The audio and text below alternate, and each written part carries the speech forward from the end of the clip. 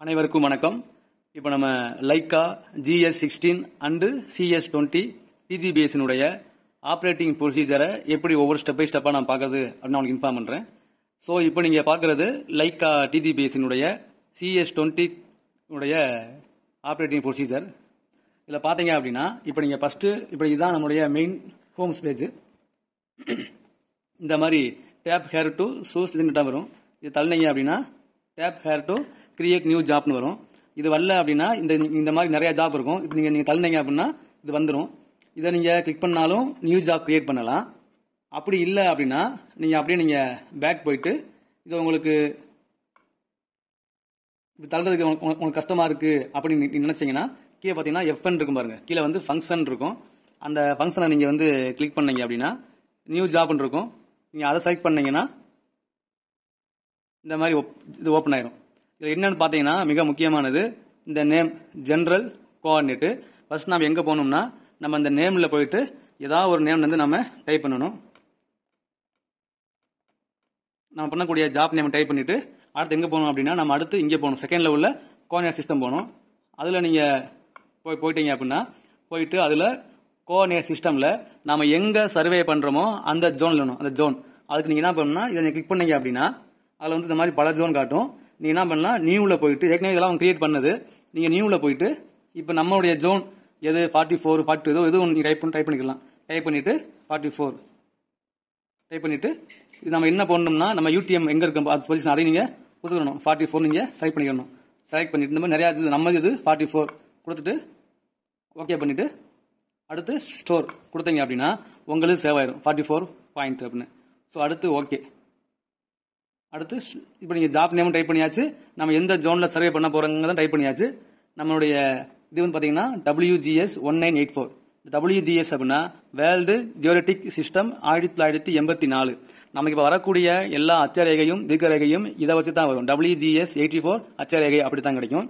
இந்த நம்ம வந்து எங்கே ஒர்க் பண்ணுறோமோ அந்த ஜோன் நம்ம இங்கே டைப் பண்ணிக்கிறணும். டைப் பண்ணிட்டு என்ன பண்ணணும் இங்கே அடுத்து ஸ்டோர் கொடுத்தோடனே உங்களுடைய ஜாப் வந்து மேலே வந்துடும். இந்த நம்மளுடைய ஜாப் வந்து மேலே டிஸ்பிளே ஆயிரும். இப்போ நம்ம அடுத்து எங்கே போகணும் அப்படின்னா நம்ம அடுத்து போக வேண்டியது இந்த செட்டிங்ஸில் போயிட்டு அதில் எங்கே போகிறோம்னா கனெக்ஷன் அதில் போகணும். கனெக்ஷனில் போயிட்டு நம்ம இந்த 5th இருக்குல்ல அதில் போகணும். ஆல் த கனெக்ஷனில் போகணும். போனீங்க அப்படின்னா அதில் ஃபர்ஸ்ட் நாம் பண்ண வேண்டியது சிஎஸ்ன்னு இருக்கும். சிஎஸ்ங்கிறது நம்மளுடைய கண்ட்ரோலரில் பண்ணக்கூடிய செட்டிங்ஸ். ஜிஎஸ்ங்கிறது நம்ம ஆண்டனாவில் பண்ணக்கூடிய செட்டிங்ஸ். பெரும்பாலும் நம்ம எங்கே போட்டிருப்போம் அப்படின்னா சிம் கார்டை நம்ம ஆண்டனாவில் தான் போட்டிருப்போம். ஸோ நம்ம ஆண்டனாவில் சிம் கார்டு போட்டிருக்கிறதால நம்ம ஃபர்ஸ்ட் இந்த ஸ்டெப் வந்து நம்ம என்ன பண்ணோம் அப்படின்னா இந்த செகண்ட்ல இந்த போர்ட்டுங்களா இருக்குல்ல ப்ளூடூத் அதை கிளிக் பண்ணணும். அதை கிளிக் பண்ணி நம்மளுடைய ஆண்டனாவையும் அதையும் நம்ம கனெக்ட் பண்ணணும். ஸோ அதுக்கு என்ன பண்ணணும் நீங்கள் இந்த ப்ளூடூத்தை நீங்கள் கனெக்ட் பண்ணணும். செலக்ட் பண்ணிட்டு நீங்கள் எடிட் போயிடணும். எடிட் போனீங்கன்னா இந்த மாதிரி காட்டும். நம்ம லாஸ்ட்டாக யூஸ் பண்ண என்ன ஆண்டனாவோ அந்த நம்பரை காட்டும், சீரியல் நம்பரை. இல்லை அப்படின்னா நீங்கள் சர்ச் கொடுத்தீங்க அப்படின்னா இந்த மாதிரி சர்ச் ஆகும். சர்ச் ஆகிட்டு எந்த ஆண்டனா வந்து இப்போ கரண்ட்ல வந்து ஆன் ஆயிருக்கோ அந்த ஆண்டனாவுடைய சீரியல் நம்பர் நம்ம காட்டும். இப்போ என்ன பண்றீங்கன்னா நீங்க அதை செலக்ட் பண்ணிட்டு ஓகே பண்ணீங்க அப்படின்னா நம்மளுடைய கண்ட்ரோலரும் அந்த ஆண்டனாவும் நமக்கு செட் ஆயிரும். இப்போ என்ன பண்ணலாம் இப்போ நீங்க ஓகே பண்ணிடலாம். ஓகே பண்ணிட்டீங்கன்னா நீங்க அடுத்து பண்ண வேண்டியதுல வந்து இப்போ சிஎஸ்ல நான் சிம் கார்டு இதில் போடல. அப்போ என்ன பண்ணணும் அப்படின்னா நான் வந்து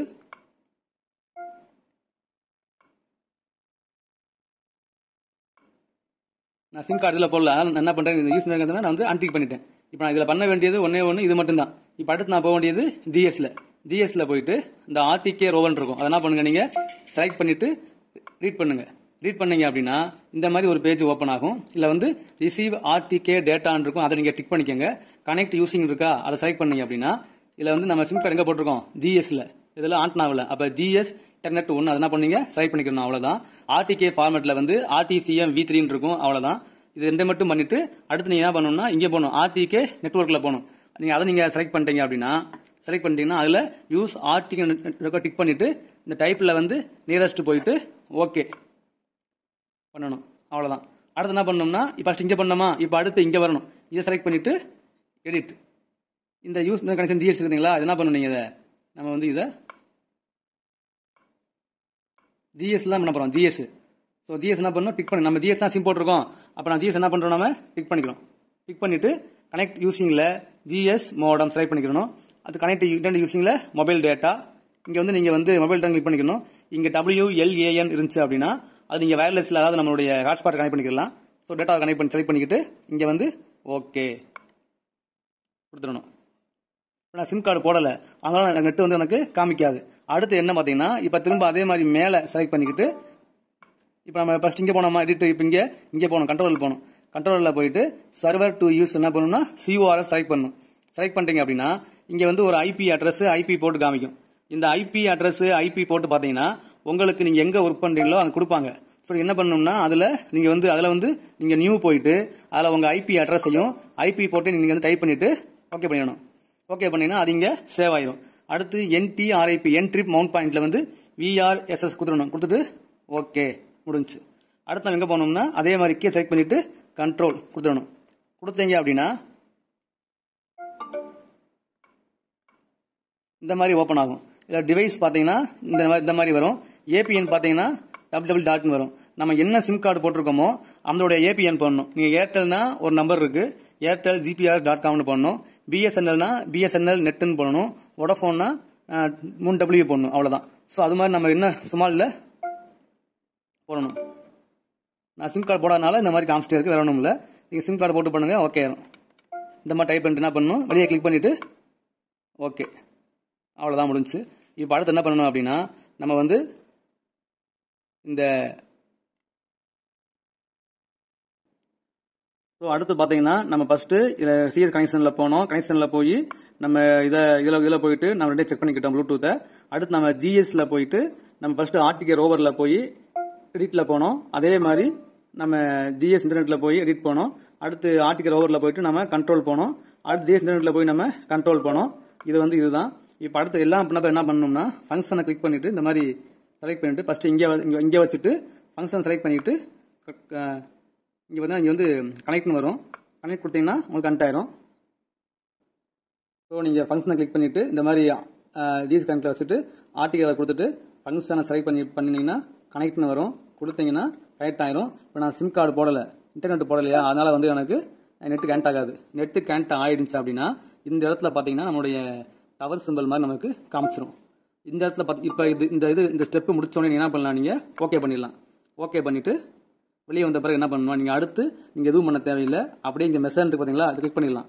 கிளிக் பண்ணீங்கன்னா இப்போ நான் மெசேஜில் போயிட்டு நம்ம சர்வே பண்ண வேண்டிய பாயிண்ட் ஐடியை டைப் பண்ண வேண்டியது ஒன்றாவது டைப் பண்ணிட்டு எங்கே வைக்கணுமோ அந்த நம்முடைய பொசிஷன் நம்ம ஆன் பாயிண்ட் எங்கே இருக்குன்னு காட்டும்.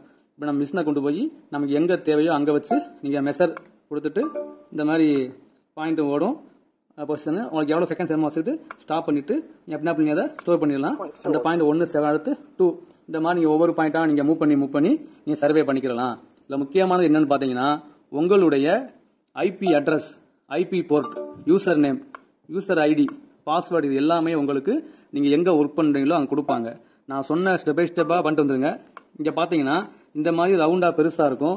நீங்கள் வந்து இதை வந்து நீங்கள் ஃபீல்டில் போய் CORS கனெக்ட் பண்ணிட்டீங்க அப்படின்னா இது உங்களுக்கு ரொம்ப ப்ளஸ் வந்து இந்த மாதிரி இல்லாமல் ப்ளஸ் வந்து உங்களுக்கு ரொம்ப இந்த கோல் வந்து சுருங்கி ஒரு சின்ன புள்ளியாக வரும். இது எவ்வளோ உங்களுக்கு கம்மியாகுதோ அவ்வளோ உங்களுக்கு அக்யூரேசியாக இருக்குன்னு அர்த்தம்.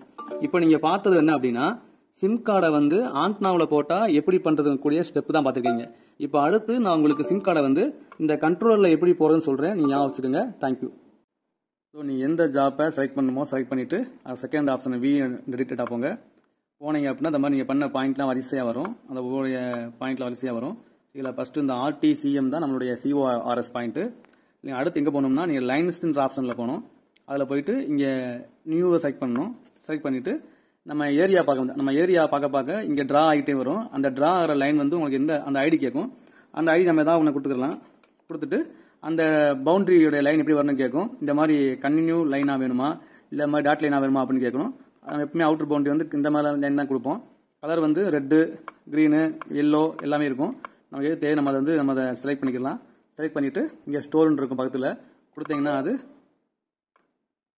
இந்த மாதிரி வந்துடும்.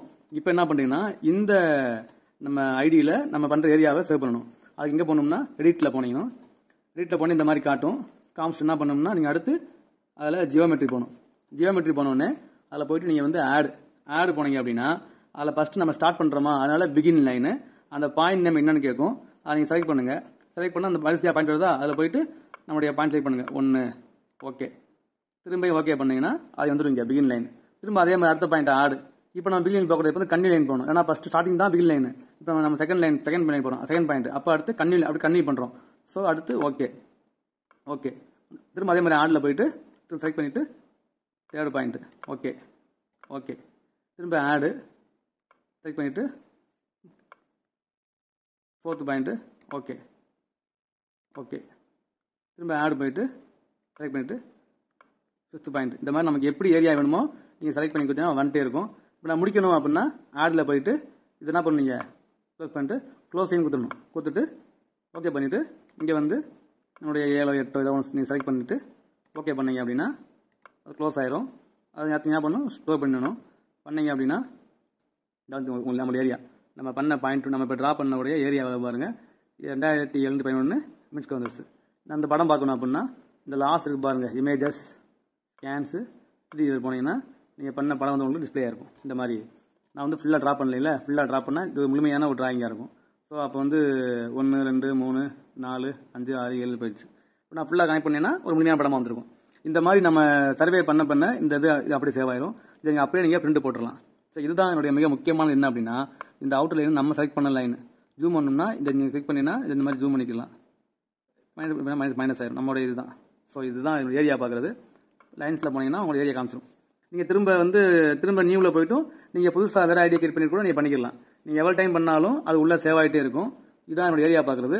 இந்த தூரம் பார்க்குறது எப்படி அப்படின்னா அதுக்கு நீங்கள் இங்கே தூரம் பார்க்குறதுக்கு இந்த நம்மளுடைய கோகோ ஆப்ஷன் இருக்கும், அதில் போகணும். கோகோவில் போகணும். இந்த கோகோவில் போனீங்க அப்படின்னா அதாவது நம்மளுடைய இன்வெர்ஸ் அப்படின்ட்டு பார்த்தீங்களா, அதில் போனீங்க அப்படின்னா இருக்குது பாயிண்ட் டு பாயிண்ட் கொடுத்தீங்க அப்படின்னா ஓகே ஃப்ரம் கேட்கும். ஃப்ரமில் வந்து பாயிண்ட்டு 1 கொடுக்க வேண்டியது ஓகே. 2வில் வந்து எந்த பாயிண்ட் தேவையோ பாயிண்ட்டு 2 கொடுத்தோம்னா அவனுடைய காமிச்சிடும் தூரம், அதிமத்து, டிஸ்டன்ஸு, ஹைட் டிஃபரன்ஸு எல்லாம் காமிச்சு. இது வந்து 2 பாயிண்ட் இடைப்பட்ட தூரம் பார்க்குறது. ஸோ ஏரியா பார்க்குறதும் பார்த்தாச்சு, தூரம் பார்க்குறதும் பார்த்தாச்சு. ஸோ அடுத்து நம்ம கம்ப்யூட் பாயிண்ட் மெத்தடில் 2 பாயிண்ட்டை இன்டர்செக்ட் பண்ணி பண்ணுறதையும் ஆஃப்சைட்டில் பண்ணி நம்ம பார்க்கலாம். இப்போ நீங்கள் இதை இங்கே ஞாபகம் வச்சுங்க. டவுட் இருந்தால் கீழே கமெண்ட்டில் வந்து சொல்லுங்கள், நான் கிளியர் பண்ணுறேன். தேங்க்யூ. இப்போ நம்ம சிஎஸ் கண்ட்ரோலர் இருந்து எப்படி பென்ட்ரைவுக்கு பாயிண்ட்டை மாற்றுறதுன்னு பார்க்க போகிறோம். அதுக்கு ஃபஸ்ட்டு பார்த்தீங்கன்னா இந்த மாதிரி சிஎஸ் கண்ட்ரோலரில் அந்த பாட்டமில் இந்த மாதிரி டோர் இருக்கும். இந்த டோருக்கு நேராக லாக் சிம்பிள் இருந்தால் இது வந்து லாக்னு அர்த்தம். சப்போஸ் இது மேலே இந்த மாதிரி இப்படி இருந்து இதுக்கு நேரம் அன்லாக் இருந்துச்சுன்னா அது வந்து ஓப்பன் அர்த்தம். ஸோ நீங்கள் இந்த டோரை வந்து கீழ் நோக்கி அமுக்குனா க்ளோஸு, மேல் நோக்கி நீங்கள் தள்ளினீங்கன்னா அது வந்து ஓப்பன். ஸோ நான் என்ன பண்ணுறேன், மேல் நோக்கி தள்ளிட்டோம்னா இந்த டோர் வந்து உங்களுக்கு ஓப்பன் ஆயிரும். இப்போ நீங்கள் என்ன பண்ணுறீங்க அப்படின்னா பென்ட்ரைவ் எடுத்து இந்த ஃபஸ்ட்டில் நீங்கள் வச்சிடணும். நீங்கள் பென்ட்ரைவை இன்சர்ட் பண்ணோடனே உங்களுக்கு கனெக்ட் ஆயிரும். நீங்கள் பார்த்துக்கலாம் கனெக்ட் ஆயிரும். இப்போ அடுத்து நம்ம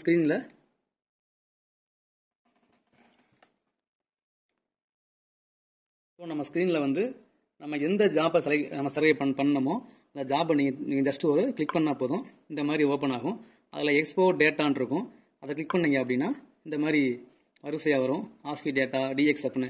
நமக்கு தேவையானது என்ன அப்படின்னா டிஎக்ஸ்எஃப், ஆஸ்கி, சிஎஸ்வி. உங்களுக்கு தெரியும் டிஎக்ஸ்எஃப்ங்கிறது ஆட்டோகேல ஓப்பன் ஆகுறது, ஆஸ்கிங்கிறது எக்ஸல் ஃபார்மேட்டில் ஓப்பன் ஆகும், சிஎஸ்விங்கிறது நம்மளுடைய கொலாப்லேனில் ஓப்பன் ஆகும் சாஃப்ட்வேர்.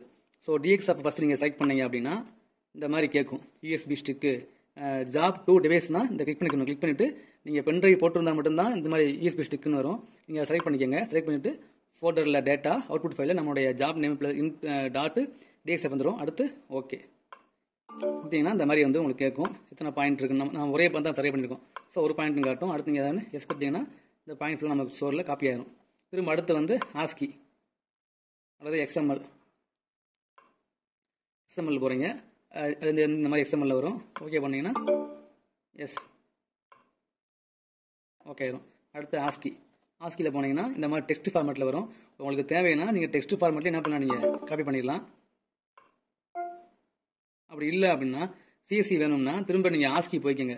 ஆஸ்கி போயிட்டு இந்த டெக்ஸ்ட் இருக்குல்ல, டெக்ஸ்ட் ஃபார்மேட் என்ன பண்ணுங்கன்னா நீங்கள் டிலீட் பண்ணிவிட்டு இதில் வந்து சிஎஸ்வி அப்படின்னு கொடுத்தீங்கன்னா அது சிஎஸ்வியாக மாறிடும். அப்புறம் வெளியே வச்சு ஒரு கிளிக் பண்ணிக்கிட்டு இதை நீங்கள் ஓகே அப்படின்னு பண்ணிங்கன்னா அது உங்களுக்கு இந்த மாதிரி எடுத்துட்டிங்கன்னா அது அப்படியே நமக்கு ஜாப் மாறிடும். ஸோ இந்த மாதிரி நீங்கள் பென்ட்ரைவ்லேருந்து நீங்கள் பாயிண்ட்டை வந்து இன்ஸ்ட்ருமெண்ட்லேருந்து பாயிண்ட்டை நீங்கள் பென்ட்ரைவ் மாற்றிக்கலாம். ஸோ அதுக்கு ரொம்ப இது யூஸ்ஃபுல்லாக இருக்கும். தேங்க்யூ.